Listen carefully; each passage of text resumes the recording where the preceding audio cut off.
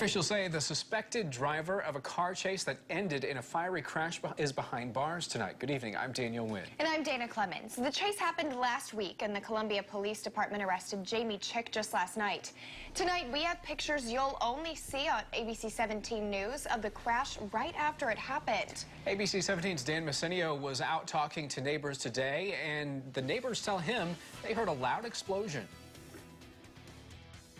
Scorched earth is the only visible sign of the car chase that ended here in a fiery crash last Wednesday night. But the events of that night are etched on the minds of neighbors. The whole front end of the car was on fire, and a fire truck came, and then an ambulance, and it was like a circus down here. Bonnie ran outside and snapped these pictures of flames shooting out of the car. Officials say the driver of that car is now behind bars. Columbia police arrested 30-year-old Jamie Chick last night.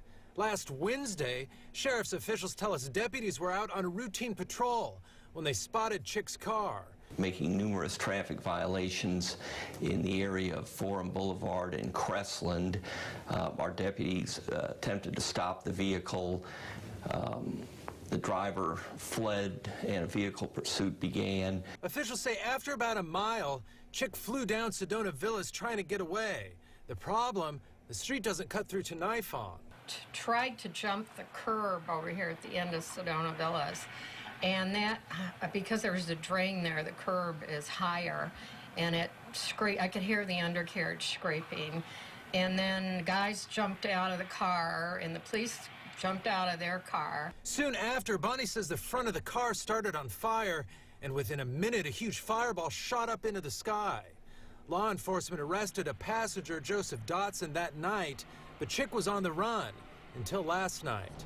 The rear seat passenger was questioned and released. We do have the sign up there that says no outlet, but I guess when you're running from the police, you don't look at signs that carefully. Yeah, Bonnie tells me this isn't the first time that someone has sped through this area from law enforcement. She tells me someone with a stolen car drove through here at one point. She says that person stopped before they got to the curb and did not run off. Reporting live, Dan Messinio, ABC 17 News. Thank you, Dan. Among other charges, Chick was arrested for resisting arrest and driving without a license.